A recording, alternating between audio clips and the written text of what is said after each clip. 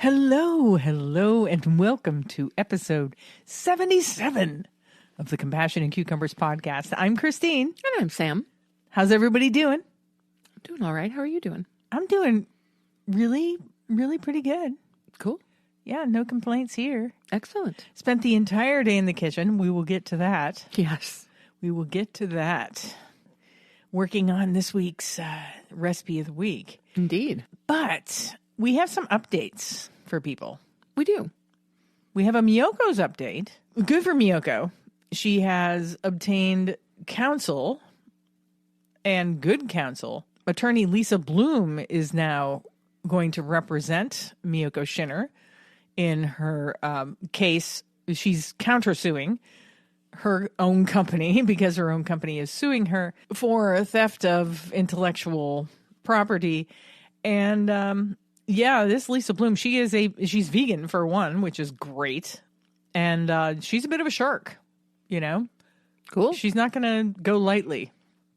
That's awesome. Yeah, so I'm hoping that works out for Miyoko, and we'll see how that plays out, and we'll definitely keep you updated on that.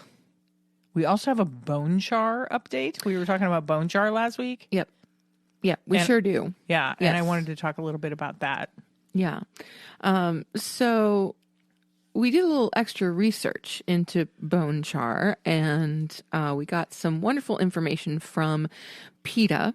And first off, bone char, which is used to process sugar, is made from the bones of cattle, specifically cattle from Afghanistan, Argentina, India, and Pakistan. Yeah, crazy, right? Yes. So the bones of American cattle are not used to process American sugar. Yeah, they do not qualify. The bones that are coming from Afghanistan, Argentina, India, and Pakistan are then sold to traders in Scotland, Egypt, and Brazil, who then sell them to the U.S. sugar industry. For a completely unnecessary process of bleaching sugar. Yes. Yeah. Now, only countries, and this is why United States cattle are not used for this process. Or UK cattle. Or UK cattle, or European cattle in general, Yeah. any European cattle, are because only countries that are deemed BSE free can sell the bones of their cattle for this process. Yeah, and so what is BSE? BSE is essentially mad cow disease. I find that really interesting that they go from those countries to another country like Scotland and the other countries that then sell them to the U.S. Yeah, and I've been unable to find a logical reason for any of this, particularly seeing as bone char is also, by the way, often referred to as natural carbon. So if you're looking at a sugar product that you are considering purchasing and you see natural carbon as an ingredient, that is bone char.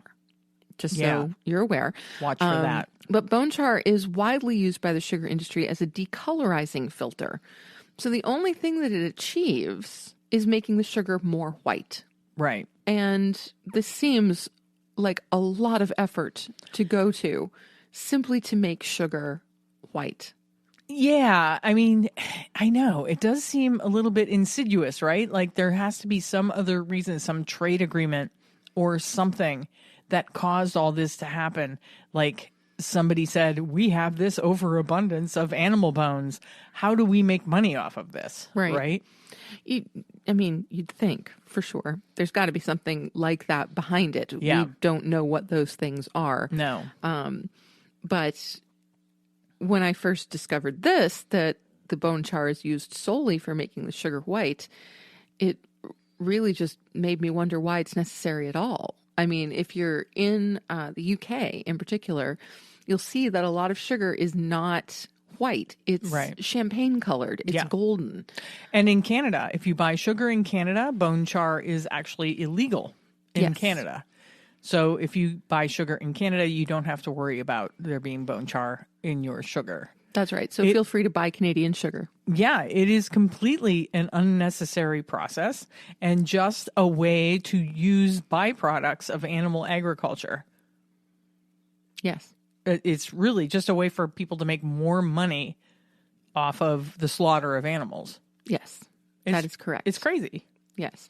Now, bone char isn't only used in our regular white granulated sugar. It is also used in brown sugar. So brown sugar is created by adding molasses to refined sugars. So companies that use bone char in the production of their regular sugar will also use it in the production of their brown sugar. Uh-huh. Confectioner's sugar, which is refined sugar mixed with cornstarch, made by these companies, also involves the use of bone char. It does. And look, if you can't find organic, because if you buy organic sugar, you don't have to worry about bone char. Correct. But it's hard to find sometimes organic confectioners or powdered sugar. If you're a baker and you're looking for an animal-free way to use powdered sugar, just buy an organic sugar and process it yourself. With your own cornstarch. Yeah, just use a little bit of cornstarch and your regular sugar in your food processor, pulse it a few times, and you have powdered sugar. This is true. Yeah. Now, another thing to be mindful of is that supermarket brands of sugar, so Giant, Townhouse, Tops, Whole Foods, any form supermarket. of supermarket brand sugar. Okay, all of those brands obtain their sugar from several different refineries, so it's impossible to know whether it has been filtered with bone char or not. Yeah, they buy their sugar based on the price of sugar, and they don't care whether or not it contains char. So, so don't buy the store brand if you're trying to avoid bone char in your sugar. Okay. Now, just as a frame of reference, the following companies, we did come across a few companies that do not use bone char filters. And there we are starting with the Michigan Sugar Company, which is based out of Bay City, Michigan. The Florida Crystals Corporation, which is in West Palm Beach, Florida. Super Value, which is in Eden Prairie, Minnesota. Western Sugar from Denver, Colorado. Wholesome from Sugarland, Texas. All of those companies do not use bone char in their sugar processing. Yeah. So even if it's sold under a different name, if you can look at where the sugar is produced, it will say product of. Yeah, it should say and then the name of the company and where it was produced. And so if you run into any of those companies, and so again, that is Michigan Sugar Company, Super Value, Western Sugar, and Wholesome. Those are 4 American companies that do not use bone char in their sugar process. Yeah. Or you can just make sure you're buying organic sugar or raw sugar. None of the organic sugars or raw sugars contain bone char. So that's correct. Now, the following list of companies, they do use bone char filters in processing their sugar. So these are companies we would either suggest that you avoid, or we would encourage you to contact them and encourage them to adopt the use of humane alternatives to bone char filters. Yeah. And those are C&H Sugar Company from Pleasant Hill, California. Savannah Foods in Savannah, Georgia. Tate and Lyle North American Sugars, formerly Domino Sugar, in Baltimore, Maryland. Mm-hmm. Imperial Sugar from Sugarland, Texas. And Refined Sugars Incorporated from Yonkers, New York. Yeah. So there's just a little bit of an update on the bone char thing. I know I mentioned Chris Cooney was talking about bone char in one of his videos, and I went back through his video catalog, couldn't find the exact video, but I know in that video he was talking about if you buy sugars from certain states, but I couldn't find anything to back that up. Yeah. So really you just want to avoid the companies that we talked about and just stick with an organic sugar or a sugar from one of the companies that we talked about that don't use bone char in their sugar. Right. And of course, when in doubt, research. Yeah. Call the company. If you don't know, if it doesn't say and you're not sure, call the company and see if you can talk to somebody that knows what they're talking about to find out if there are any animal products involved in the processing of their product. Absolutely. Yeah. I mean, if nothing else, it at least alerts the company that people are wondering. For sure. You know? Yeah. So that's good. Absolutely. Update. Do you have anything else to say about sugar? I don't think so. No, I think we can move on. And we'll be moving on to our Vegan Cookbook Challenge recipe of the week.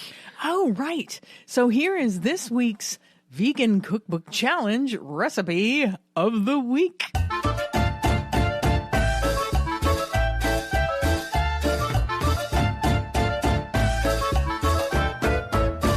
So this week, I made a recipe, and actually just today, I made this recipe out of Vegan Eats World by Terry Hope Romero, who was co-author of the Veganomicon.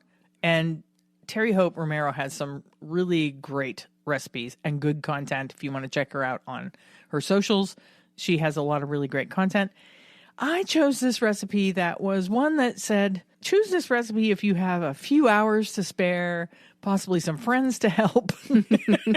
You can really space it out over a couple of days if you need to. I'm like, well, that's a little intimidating. But I decided to take it on. And the recipe I made today was the Moroccan vegetable phyllo pie, otherwise known as bistaya. Yes. Yes. And in typical Morocco or Moroccan food fashion, this recipe has this incredible balance of spicy, savory, and sweet, which is what I love about all Moroccan food. I've been to one really good Moroccan restaurant, and that was in Philadelphia. And that's what I noticed about most Moroccan food is that they have this really cool balance between savory and sweet. Yes. Like they always include some sort of sweet element to counterbalance the amount of spice and the amount of savory. Right. So this was, let me tell you, this was a bit of a bear of a recipe, but I enjoyed it thoroughly. I was in the kitchen from about 1 o'clock this afternoon until when Sam walked in the door about 5:15. I was just pulling it out of the oven. Yep. This is true. Yeah. And once I put it in the oven, I did have time to clean up because the kitchen was a bit of a disaster. I'm sorry, I missed that. Yeah, for a while. Now, bistaya is typically made with pigeon, believe it or not. Okay. But this, of course, is a vegan cookbook, and Terry Hope Romero's substitution for the pigeon and the other animal products that are in typical bistaya is she uses a chickpea and she uses cauliflower. Only one chickpea? Yeah, one chickpea cut up very, very finely. Wow. No, an entire can of chickpeas. Sorry, I couldn't let that go. I know, thank you. Yeah. No, she uses chickpeas and cauliflower amongst, other things, onion and whatnot, and creates this really almost like a stuffing texture filling to go into this phyllo encased pie, which you make in a spring form, which is convenient. I love spring form things because it's like, oh, good. I don't have to worry about this thing collapsing or... No, generally not. Yeah. So I was glad to see that she makes it in a spring form, and Sam has a multitude of fantastic spring form pans. I do. It's true. Because of her love of cheesecake. Yes. So we have a really great selection of good springform pans, and I found one that actually had like a wider bottom on the end, on the bottom, which is why they call it the bottom. And I'm like, true. This would be perfect if there's any kind of like seepage or anything. Yeah. It will contain said seepage, and it really didn't. I thought there was going to be like moisture coming out and stuff, but it really didn't. It was completely contained.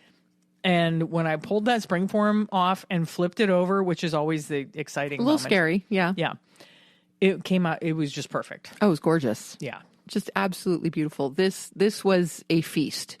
Yes, we for feasted. the eyes and for the stomach. And it's big, so we will be having this a couple of more times this week. And to that, I say, bring it on. Yeah, and now that, we can have it as leftovers, and I will, reheat and try to crisp it back up, reheat it in the oven or whatnot. And that way I will have time to serve it with like a side salad or something. Which would be absolutely delightful. Yeah. But the pie in and of itself was exquisite. The texture is fantastic. The flavor, as Christine mentioned, balances spicy and sweet and savory all at the same time.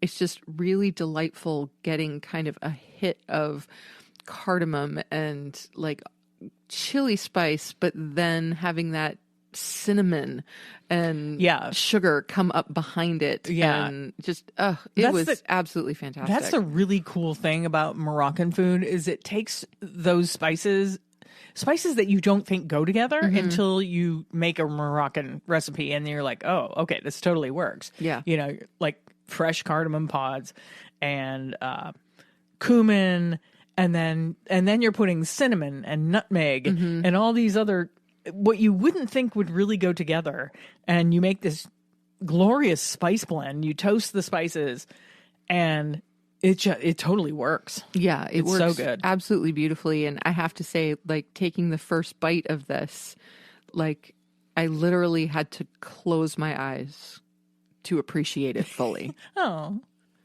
it was that good. It was that good. It was that good. It was good. Yeah. So this was a home run, both in the creation of the recipe. So thank you, Terry Hope Romero, for this absolutely gorgeous recipe. And thank you also, Christine, for the, I'm assuming, flawless execution of said recipe. I think it went really well. I mean, like I said, this could be an intimidating recipe for some people. To me, I'm like, oh, this is a day in the kitchen.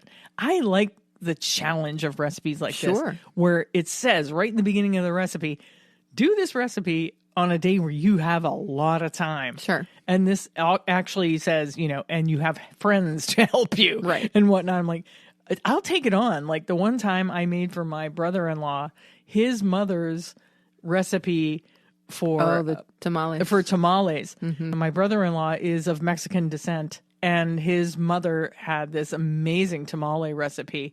And for his birthday one year, after his mother passed, I got his mother's tamale recipe from one of his sisters. And she's like, dude, we usually have like 6 or 7 people in the kitchen when we make these. And I'm like, I'm on it. Yeah. And I made it all by myself, and it took an entire day. I like that challenge, you know? So, I really enjoyed this. And if you enjoy being in the kitchen and taking on a recipe, Terry Hope Romero's recipes. Now, don't get me wrong. This book also has recipes in it that you can, just whip up. No struggles. Don't need friends to help and all that other jazz. But if you enjoy the challenge of a recipe like this, you will love Terry Hope Romero's recipes because she doesn't hold back. Cool. Yeah. Well, I'm definitely looking forward to more recipes from this book. Me too. Yeah, and keep your eye on our social media. I'll be sharing some video and pictures of said recipe. Cool. Yeah. You have anything else to say about the recipe? I don't. Just that it really was spectacular, and it was, I don't know, just a perfect, like, comfort food kind of dish. It totally was warming. Amazing. Yes, really warming, really satisfying. I enjoyed it, and I'm really glad it turned out because it was a lot of work. Yeah. And I hate it when you spend a lot of time on a recipe and it doesn't turn out. So yeah, that sucks. So yeah, it was a flawless recipe. Beautiful. From start to finish. Everything that she said would happen, happened. And I love it when that happens.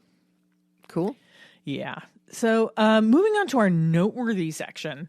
I know last week we talked about the LEAP program that Miyokos Shinner was involved in, among other nonprofit organizations that were starting this LEAP program, which is a program to take the place of 4-H and Future Farmers of America. Well, right now they have a donor that is willing to match up to $150,000. So if you would like to donate to LEAP for Animals, now is the time to do it. And these donations will help staff their program and assist in launching it in several other locations nationwide this fall. That's right. Yeah. And any donation that you make these days will be doubled, and you will be making an incredible impact on this program that gives students a compassionate alternative to organizations like 4-H and FFA. And if you are interested in donating, you can give at www.leap4animals.org. Yeah, I think it's a good cause. And if you're looking for a way to make an impact, here's a way to make an impact. For sure. Anytime I see any mention of 4-H, it brings me back to a time when Sam and I went to the Chautauqua County Fair, which is very close to where we live. And I used to love to go and see the animals. Yes. And this was before we were vegan, and they would break my heart even then.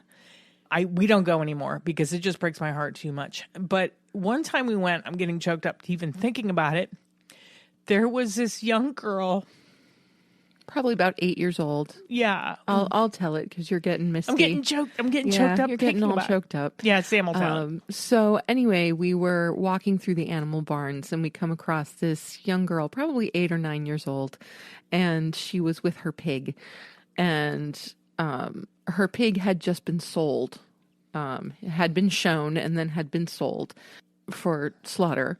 And she was just laying with the pig in its pen, just hugging it and crying, sobbing because she had to let her pig go. And it was truly beautiful. Yeah. I mean, these kids, they spend all that time raising and connecting with these animals, and then they have to let them go, Yeah. and it's really cruel, actually, if you think about it. It is. I mean, it's one thing to have a pet and then have the pet die, when maybe it gets sick or That's maybe it heartbreaking enough. Yeah. But to raise an animal knowing that the outcome, that this animal's, his story has already been told, that it's inevitable that this animal is going to go to sale for slaughter. I think it's really cruel to put these kids through this, and they justify it by saying that this is the way, this is the way things work, Well, it doesn't have to work that way. That's right. It doesn't. So that's why it is super, super important to support organizations like Leap for Animals that will provide a compassionate alternative. Yeah. That will allow kids to learn about animals and how to care for them, but without the outcome of untimely death. Yeah. And they will learn how to protect them. Yes. Instead of how to send them off, to their doom. So, yeah, it's a really great organization. Let's move on to something a little more lighthearted. I'm all for that. So that I can stop sobbing. Sounds good. I support that. Sorry, I'm just emotional today. I don't know what it is. Let's move on to our main topic. Hey, it's a game week. Woohoo! So our main topic this week is a food trivia. And I want to give everybody the opportunity before we get started. If you want to play along, go to groupgames101.com/food-trivia. We'll give you all a moment to type that into your browser or onto your phone, and you can play along. Well, you could just put a link in the show notes. I mean, there will be a link in the show notes, but I'm giving you the opportunity now to go and do that. So you don't have to look at the show notes. It will be in the show notes. Okay. So here we go. This is, like I said, is from Group Games, and this is a generalized food trivia. It's not solely vegan or anything. Okay. I don't think there are many questions actually in these trivia questions that are not vegan, but we'll see how it goes. We'll find out. Right. Okay. So let's just start. Question number 1. What are the top 2 most popular spices in the world? How are we doing this? Give me your answer. Well, I'm absolutely sure that one of them is pepper. You think? Yes. Pepper, and then what? Black pepper definitely is probably the number 1, I would think. Second, I think it's really, really hard. I'm going to go with chili. So you're going pepper and chili? Chili powder, yeah. I am going pepper and cinnamon. Okay. Okay. Let's see what the answer is. The answer is pepper. We got that right. Mm-hmm. And mustard. Mustard. Okay. I have, I think, 2 things of dried mustard in my spice rack. I very rarely use them. Well, we must be missing So- out. I don't know if they're counting that because people use mustard and it contains mustard, I don't know. but there you go. I don't know. We'll have to see how people at home did on that one. All right, here we go. Question number 2. What percentage of peanuts is found in a standard jar of peanut butter? Now, I'm guessing when they say standard that they mean like Jif or, Peter Pan or some commercial brand. Probably. I think that's a reasonable assumption to make. I'm going to go with 80%. I'm going to go a little higher than that. I'm going to say 90%. Okay. And the answer is every jar of peanut butter must be at least 90% peanut. Okay, so it is, there are laws that dictate. How much peanut must be in the peanut butter. Wow, okay. So there we go. So 90% peanuts, 10% sugar and salt. So no matter the brand, no matter the processing, no matter whether it's organic or natural or... I'm actually surprised by that. Yeah. All peanut butter must be at least 90% peanuts. Yeah. Okay, I got question number 3, and this question, come on. If you don't know the answer to the question. Don't do that. Okay. Don't do that. I think there's going to be a lot of people that know the answer to this one. I'm just going to say that. And there may be people who don't know the answer. So don't judge before you even ask the question. Sorry. Don't feel bad if you don't know the answer. I'm sorry. I'm such a jerk. Okay. Question number 3. What is used to make hummus? That single chickpea that you put into One Terry's recipe. One chickpea. That would be chickpeas. Chickpeas. Or garbanzo beans. Or, it's so funny, Emily, hey, Emily, if you're listening, Emily happened to mention is she works at a supermarket and somebody asked her, do you know where the chi-chi beans are? And she had no idea what they were talking about. And I'm like, oh yeah, my grandparents used to call them chi-chi beans. Mm-hmm. I think it's more of like an old school way. Okay. I mean, did anybody in your family call them chi-chi beans? Garbanzo beans? Yeah. No, chickpeas. Really? Yeah. Yeah, my grandparents always called them chi-chi beans. And I said, well, maybe it's an Italian thing. Could be. So chickpeas. More than one. It takes more than one chickpea to make hummus. It sure does. All right. Question number 4. We have, which famous soft drink was invented in 1892? 1892? Yes. I'm torn. I'm torn between Coca-Cola or Dr. Pepper. I'm pretty sure it's Coca-Cola. Okay, I'm gonna show the answer. The answer is Coca-Cola. Indeed it is. Because I know Dr. Pepper is actually also an older brand, so. It is.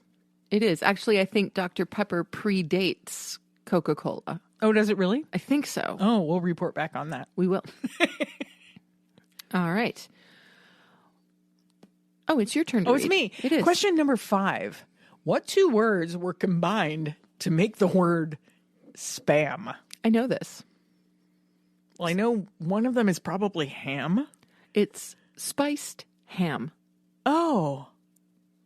I was like, Spanish? I was thinking Spanish ham? Nope. Let's go to the answer. Ham. Oh, Sam is correct. The answer is spiced ham. I didn't know that. All I have to say to that is ew. Yes. When I was younger, my mom did occasionally buy spam. And like if you fried it in a pan, it was pretty good. And then, of course, when I spent some time in Hawaii, they're big on the spam. They like the spam. Well, I reiterate, my perspective is ew.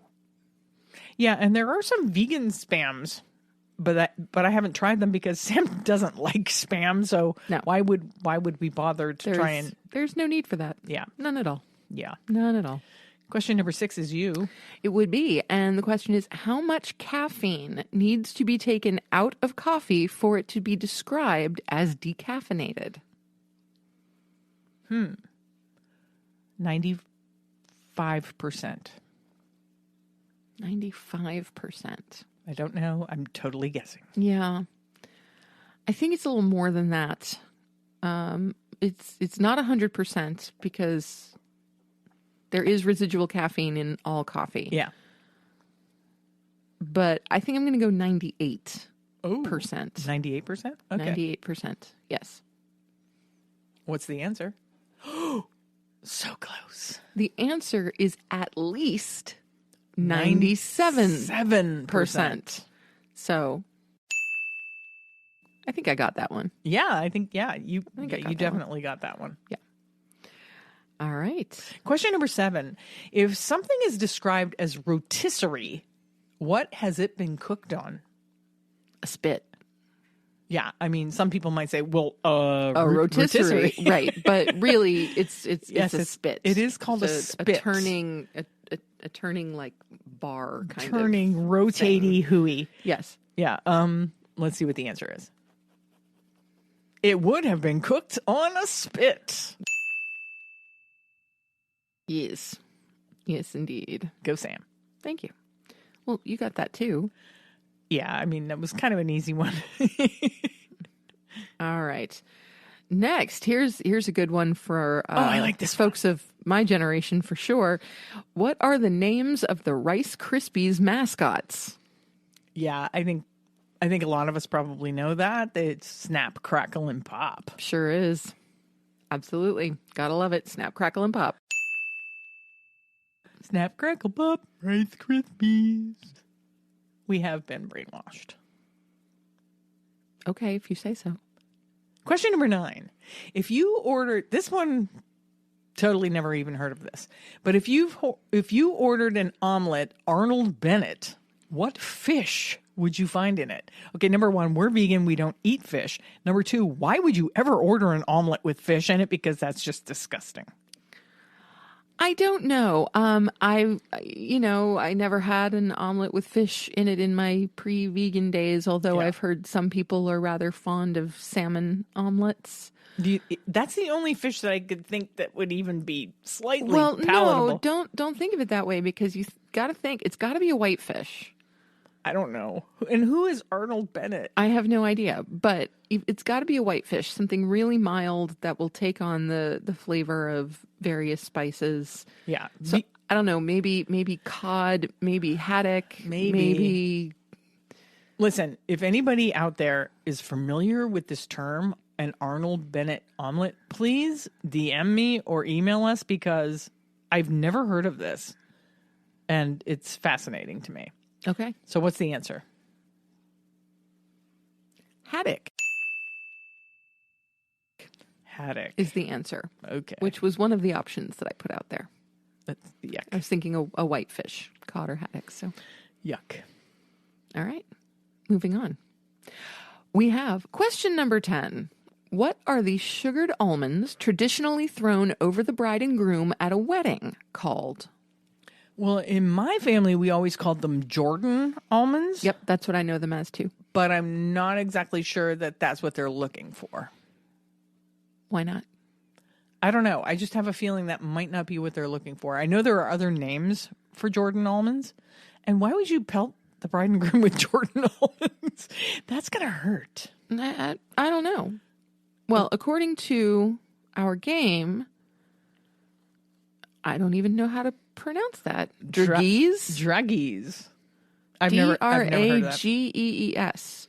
Dragees. Oh, we're going to have to look into that. Yeah, we always called them Jordan almonds. Yeah. And anytime anybody got married in our family, in our Italian family, you always got the little mesh bag of Jordan almonds. And you filled them with Jordan almonds and you tied a little bow and they were favors. They were favors. Yeah, at the reception. Mm-hmm. We had them even at our wedding. Yes, we did. We put them in little jars. Yes, we did. Yeah. Mm-hmm. Thankfully, nobody threw them at us. Especially the jars. We're really grateful that nobody threw jars of almonds at us. Seriously. They were probably about ready to towards the end, but... Nah. I don't think we annoyed anybody that much. Okay, question number 11. What is the most expensive spice by weight in the world? Saffron. It's got to be saffron, right? by weight. The answer is And saffron. saffron's really light, so. Yeah. And the answer is saffron. Oh, you already revealed the answer. I did. The answer, in case you didn't hear, is saffron. Yes, it is. Yeah. So we knew that one. We did. Okay. Next, question number 12. We have, what is the hottest part of a chili? It's butt. It's butt? What do you mean by butt? I don't know. No, I'm thinking it's probably the seeds. I think it's the very, very end. Like not the stem end, but the tip. The tip of the chili. Okay. Let's show the answer. Oh, wow. Sam is on fire. The answer is the flesh at the tip. See, I always thought it was like the seeds and the flesh inside. Well, the seeds are super hot as well, but like if you're just chopping like a jalapeno or something, the tip is the hottest part. The tip is the hottest part. So I the had larger, like, no because idea. I always used to look at this on nachos.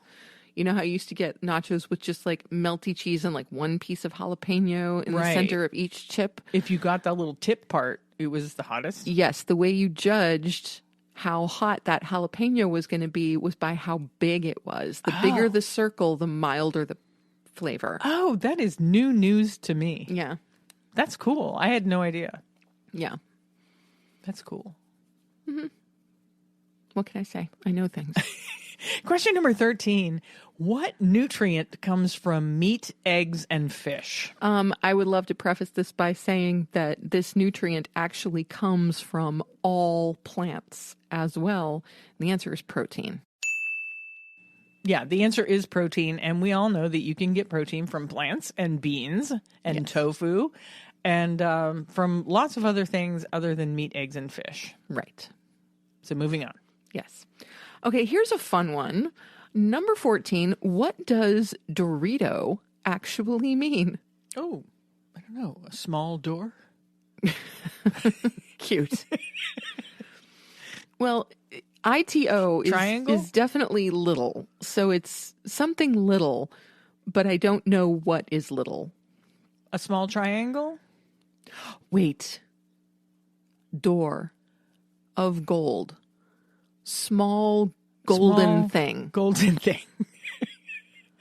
Okay, what's the answer? Yeah, because it would be D. Yes, door. Gold. Okay, let's reveal the answer. Little golden things. Go, Sam, for her knowledge of word origin. Yeah, sorry. My fondness for Romance languages came out. That's great. On that So one. it means little golden thing. Right. Because all of a sudden I took the Ito away and I saw D''OR, which in French is of gold. Yeah. Okay. I can see where you got that. And so and that is similar in Spanish. Oh, that's so cool. So, I mean, I knew it was little, but I didn't know what it was little. Ito is little. Yeah. Mm-hmm, for sure. Okay. Question number 15. What was the first food eaten in space? And it wasn't Doritos, I'm imagining. I'm imagining it wasn't Doritos. Crumbs would become a problem. Yeah, I'm thinking so. I'm going to say applesauce. Why? I don't know. It's easily squeezable. I really have no idea. It was a complete guess. I mean, that sounds like a reasonable answer, actually. Applesauce. Okay. I can't think of anything better. You don't have a guess? I don't. Like, I mean, okay. I don't know. I'm the first thing that popped into my head was an apple. Like, just an apple. Oh, okay. Like, well, let's see. I don't know how that would work. Let's show the answer. Okay. Oh, the answer was applesauce. That was really loud. Sorry. Try not to exclaim right into the mic. Rest in peace, headphone users. That was but painful. The answer was actually applesauce. I had no idea. That was a complete. I pulled that out of the air. No pun intended. But yeah, applesauce was the very first food eaten in space. And maybe somewhere in my mind, I had heard that or knew that. I don't know. So you never know what's going to pop up.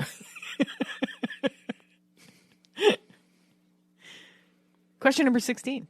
Number 16. What is canola an abbreviation for? Canola. I really don't know. Canola. I have a feeling like I knew this at one point, but I don't know what it is now.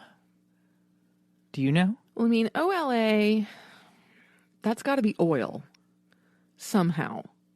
You know, it has to be a reference to oil, I'm thinking. Okay. The CAN is a little more perplexing. Right. Let's just admit that we don't know and show the answer. That sounds good. We don't know this one. Canadian oil. Oh, okay. It has actually nothing to do with what's in it. It's just, it comes from Canada. Okay, then. All right, good to know. I didn't know that either, and it sounds like something you would put in your car. So, Yeah, it does. It really does. So, yeah, I did not know that. Now I do. yeah. Question 17. Is this you or me now? I'm lost. You. Oh. You're on the odd numbers. I'm on the even numbers. Oh, that makes sense. Doesn't it, though? Yeah. Question 17. Where were French fries invented? Belgium. Yes. Do you think it was Belgium? I know it was Belgium. I think I've been to Belgium. Cincinnati. Ohio? No. I have no idea. And the correct answer is, of course, Belgium. Yes. Thank you, Sam, You're very welcome. for your knowledge of the French fries' origin. Well, you know, potatoes. Yeah, but they put mayonnaise on them there. Yes, they sure do. And I love mayonnaise on a French fry. Of course, vegan-aise, but on a French fry, so good. Yeah, it's not to my taste, but that's all right. The fries are still really, really good. I like it. Go for you. Go you. Go for... Question number 18. Question number 18. This is a good one. If you suffer from gyrocophobia, what are you scared of?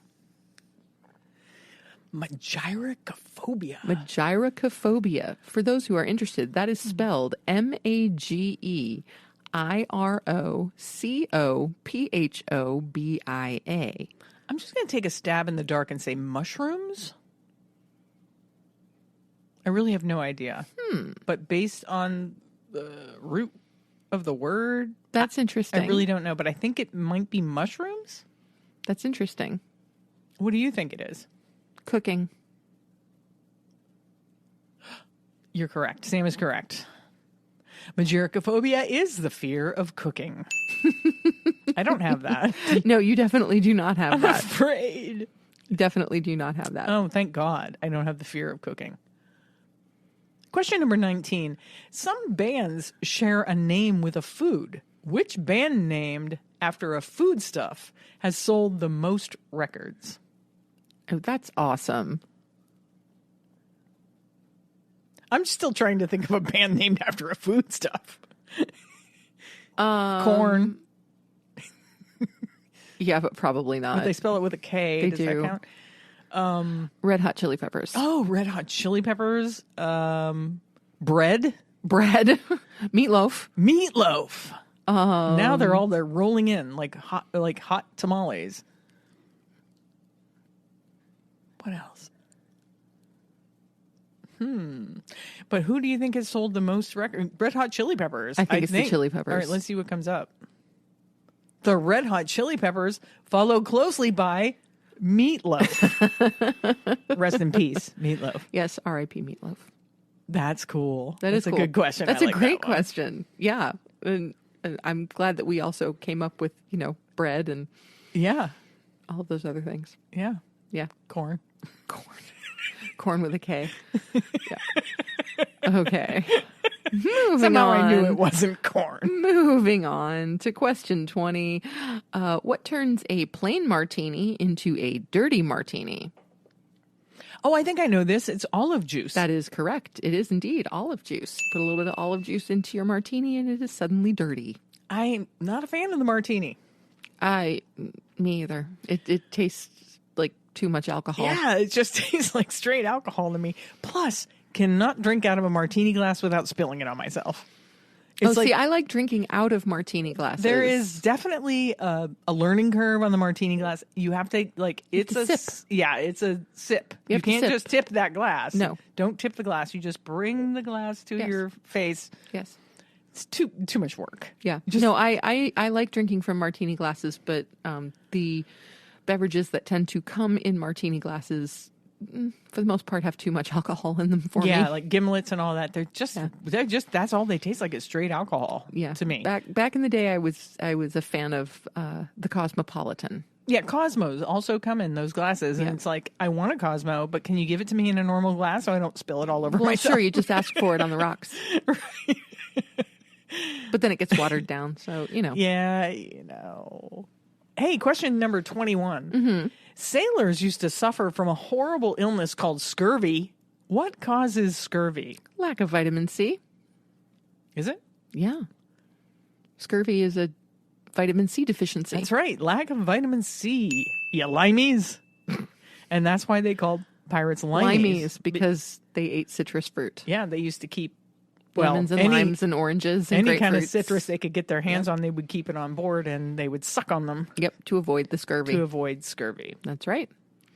What is the only food that can never go off or go bad?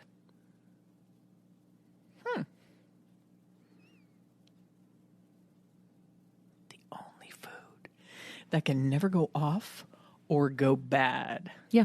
Wow. I don't know. Sugar? Cheese? Honey. Oh, that's right. Honey. And that's funny because and that rhymes. I just saw an article about honey that they found in some ancient temple. Oh, there you go. Somewhere Nice. that is, thousands of years old. Yeah. And because honey has those antimicrobial and Yes. antibacterial properties, you could still eat the honey even though it was thousands and thousands of years old. Yeah. Pretty cool, huh? That is cool. Yeah, I remember reading that somewhere when we first, way pre-veganism, when we first kind of got into raw honey Yeah. for a little bit for Yeah. the antimicrobial, antibacterial, Yeah.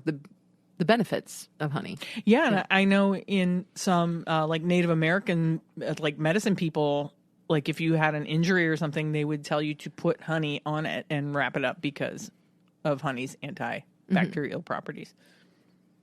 Okay. Question number 23. Baked beans are made from what type of bean? I really don't know. See, I'm not a fan of baked beans to begin with. And, when I see them, they're these little tiny beans. They're so nondescript. Oh, They're just tiny. a really nondescript bean. It's just these tiny beans. And so I feel like they remind me slightly of a kidney bean, but much smaller. I'm saying I'm going to go with pinto bean. Pinto bean. Okay. We'll see. Oh, they're actually haricot beans. Oh, haricot. Haricot? Haricot Yeah, beans. haricot. In French, that is the word for bean. Okay. So they're beans. I guess so. I guess you're so. French. Because if you speak of beans in French and you have haricot vert, those are green beans. Right. Yeah. Okay. But I don't actually know what haricot bean Yeah. in and of itself would be. I've never seen like haricot beans like raw, like Not that I'm you could aware of. Buy it by the bag or even canned or Yeah, anything like I've that. never seen that before. I just assumed that they were pinto beans. Yeah, So wow, totally learned something new today. absolutely. More research is required. I want to know more about those beans. Me too. Yeah. All right. Question 24. What item of food holds the world record for being the most stolen item of food in the world? Most stolen item of food. Well, this conjures up visions of either A, somebody stealing food from people's gardens, or B, somebody stealing food from a grocery. Okay. So if it were people stealing food from gardens, I would say tomato. Okay. If it's people stealing food from a grocery store, I would say grapes. Grapes. Why grapes? Because people pick them and eat them. I wouldn't have even thought of that. That's clever. That's clever. I don't know. I feel like in stories and novels, you always hear of people stealing bread. Oh, right. Why am I thinking fruit? I don't know. It's just what item of food. So I'm going to go with bread. Okay. And you're going with tomatoes? Yeah, and we're both wrong. The answer is cheese. Who moved my cheese? Apparently people like to steal cheese. I don't understand why anybody would steal cheese. Well, I mean, it's cheese. It's pricey. Right. Don't steal cheese. And don't eat dairy cheese. It's totally bad for you. That's right. But if you're going to steal cheese, make sure it's vegan. Yeah. And no.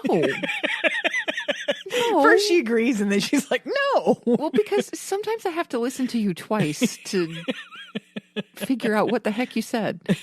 Question number 25 is one that we, this one kind of creeps me out a little bit. Yeah. And we probably know the answer to this, but what is gelatin made from? It is made from the skin and bones of animals. It is, yes. Mostly the bones of animals. Skin, bones, ligaments, tendons, connective tissues of all kinds. Yeah, so next time you have yourself some Jell-O, think about that. Pretty gross. It's the skin and bones of animals. Yes. Ooh, here's a good one. Ooh. I like this one because I enjoy making both of these things. I'm halfway decent at one of them and terrible at the other. And that is... It's true. That was funny. Choux and phyllo are two types of what food product? I know this. They are pastry dough. They are both forms of pastry dough, yes. I've never made my own phyllo. I have always bought phyllo, and this week's recipe actually was a phyllo pie. And just a little hint, I don't know if I got a bad batch of Wegmans brand phyllo, which I have never bought before. And I don't know what brand I usually get. But the Wegmans brand phyllo was very dry and brittle, which it should not be, and I struggled with it. And choux is a pastry that is generally cooked in a saucepan, so it's not made in the traditional way that you would think of most pastries. Right. And it's usually used as the base for things like eclairs and profiteroles. Cream puffs. Cream puffs. Yeah. Yeah. My mother made a mean choux Yeah. pastry. She used to make cream puffs. I loved her cream puffs. They were so good. Yeah. I can make a decent choux pastry. I've only tried phyllo once and it was hopeless. Oh, it's ridiculous. You have Absolutely hopeless. to stretch it until you can read a newspaper through it. That's... Yeah. Yeah. I don't have enough counter space for Nobody phyllo. has time for that. No. So yes, the answer to that question is they are types of pastry. Yes. Question number 27. What type of food is a peanut? It's a legume. It's a bean. It is a bean. And I know that. I learned that in school sometime when I was younger. That's right. It's not a nut. That peanuts are not nuts. They are a legume. They're beans. Yes. Not a nut. Yep. Okay, so that's the end of that section of the trivia, and we are at 56 minutes. So we should probably stop there. Yeah, probably. We can always come back to other sections of this quiz Yeah, for subsequent episodes. Yeah, there are other sections of this quiz that I think we will touch on because this is fun. It is fun. Games are fun. Yeah. But, so some of the other sections are American food trivia. Mm-hmm. Then we have Thanksgiving food trivia. Oh, interesting. We might have to save that for November. Yeah. Fast food trivia. World food trivia. I'm into that. Big time. And I need to take a bio break. Okay. A few moments later. So that was our food trivia. Thank you for that. That was fun. That was fun. Hey, do you have your reason of the week to be vegan? Well, again, it's not my reason of the week. It's a reason of the week that put forward by Gene Stone and Kathy Freston in their wonderful book, 72 Reasons to be Vegan, Why Plant-Based, Why Now? So just to clarify, not my reasons, but I certainly do agree with this reason, is that being vegan, this is reason number 54, being vegan can make you happier. Oh, yeah, I think I'm down with that. I think so too. So, feeling dark? Before you go all in on Prozac, try going plant. Recent research indicates that plants can lift your spirits, in part because of their ample antioxidants, which help protect the body and brain from inflammation, which can negatively influence mood, energy levels, and interfere with the brain's self-repair process. But skipping the steak also helps you skirt the damaging effects of a compound called arachidonic acid, which is found in animal foods and is linked to brain inflammation. Additionally, a growing body of research finds a strong link between gut health and emotional stability. The nutrients in plants support a happy microbiome filled with friendly bacteria where meat introduces harmful microbes. Recent studies show participants who cut meat from their diets saw not just a rapid change in their gut bacteria, but also a corresponding improvement in their mood and outlook. So there we have it. Being vegan can make you happier. I think I'm happier as a vegan. Oh, without a doubt. I mean, even just knowing that I'm not contributing to the harm and the terrible things that happen. The seemingly endless cycle of harm. Yeah, I'm with you. Even just that, if I just focus on that every day, I'm like, hey, at least I'm not contributing to all that terribleness. Absolutely. So great reason. Love Indeed. that reason. Indeed. Now, if I'm not mistaken, it looks to me like the next thing on our list is our listener shout out. Listener shout out time. Just want to give a shout out to all my fans watching. I love you guys. I love you. Who do we have this week? This week, our listener shout out goes out to James Brumbaugh. Woohoo, James! We met James at the AVA Summit in Washington last October.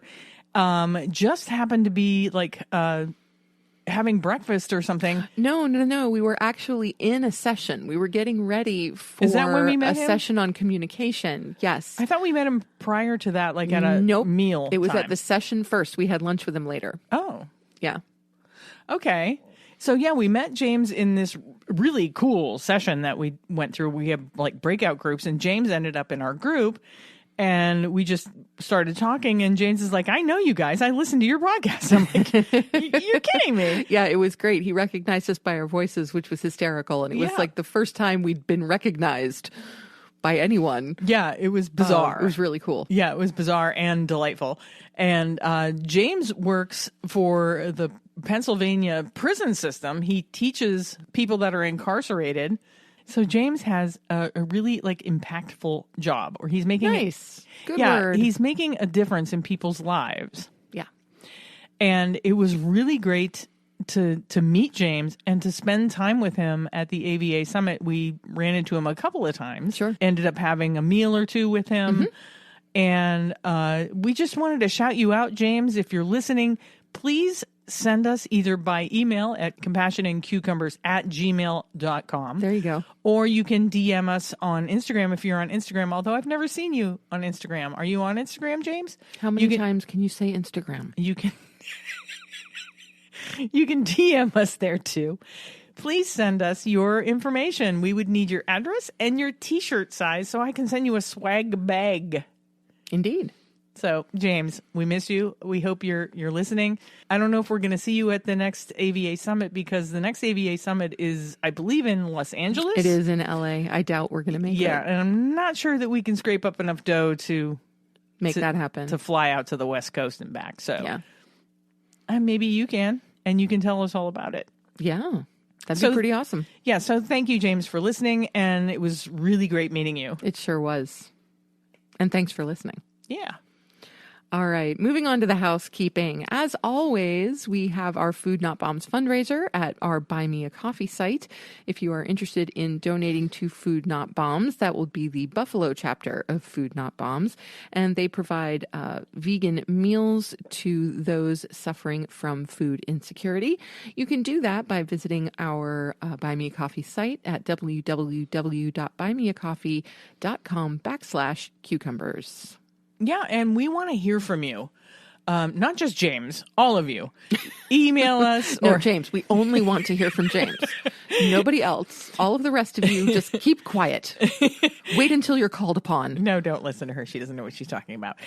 All of you, email us or DM us show ideas or cookbook recommendations, recipes that you love, subjects that you'd like us to touch on. If you just want to talk to us about what we were talking about on an episode, I just love it when people reach out to us. So yeah, email us, like I said, at compassionandcucumbers@gmail.com, or DM us or private message us on any of our social medias. Absolutely. Also, subscribe to our YouTube channel. Christine is getting further and further into the world of vlogging and cooking demonstrations and all of those kinds of things. She's been working like a fiend. Working on it. Yeah, to get some video content out for all of you. And you can catch that as well as all of our back episodes of the podcast on YouTube. Yeah, subscribe to our YouTube. Make sure you click that little bell so you're notified if we ever post a video. And comment. It's a great, but the cool thing about YouTube is that you can have back and forth, which you don't get in most podcast apps. Yeah, very true. Yeah, you can also join our Patreon if you want to support us. The link is always in our show notes, and we have a couple of different levels of support that each come with their own benefits, and any money that we earn through our Patreon will go to help support the show and help us improve the show, maybe buy new equipment for said videos or whatnot. Also, leave us a review on your podcast app if it allows. And if it doesn't, get a different podcast app. Well, I'm joking. They don't all allow you to leave reviews, but most of them exactly. allow you to at least rate. Yeah, but you see, your face just proved my theory that I'm really bad at sarcasm because No, I knew you were nobody joking. thinks I'm being I sarcastic knew you when were I'm jo- being sarcastic. I knew you were joking. Okay. All right. Oh, Anyway. and don't forget, there's a certain number of stars that you can leave. Leave as many stars as you can, which is usually 5. All right. Props for a yet another way of saying that. Yeah. Okay. Yeah. Share the show with a friend or a family member that you think would enjoy what we do. It always helps if you share what we're doing. So please do that. Share it with somebody that you love, somebody you don't love. Anybody at all. Yeah. Yes. And you can do the same, of course, with our social media. Christine does a fantastic job on our social media, and it is the easiest way that you can support us, and it costs you nothing at all. Yeah. Also, finally, join the AFA Vegan Voter Hub. This is very important. We need to know how many of us vegans are out there so that when the AFA is lobbying in Washington, that they can go to politicians and say, you have this many vegans in your constituency, and they would like action on these things. Now, there is a farm bill coming up in September. They'll be voting on the farm bill, and it's important that the AFA has not only the resources, so if you can support them monetarily, that would be great, but they also need to know how many vegans are out there. Yes. And the only way to do that is to join the Vegan Voter Hub. I can't stress that enough. No, you really can't. Yeah. So if you haven't done it yet, go on. Get on it. Yeah. The AFA Vegan Voter Hub, folks. And that's it. That brings us to the end of episode 77 It does. of the Compassion and Cucumbers podcast. And instead of rambling on, we are going to wrap it up. Yeah, we are. So thanks for listening, everybody. Yeah, thank you so much. We will talk to you next Tuesday. We hope you all have a fantastic week. We sure do. And again, thank you. We Thank love you. you. We love you all. Bye-bye. The end.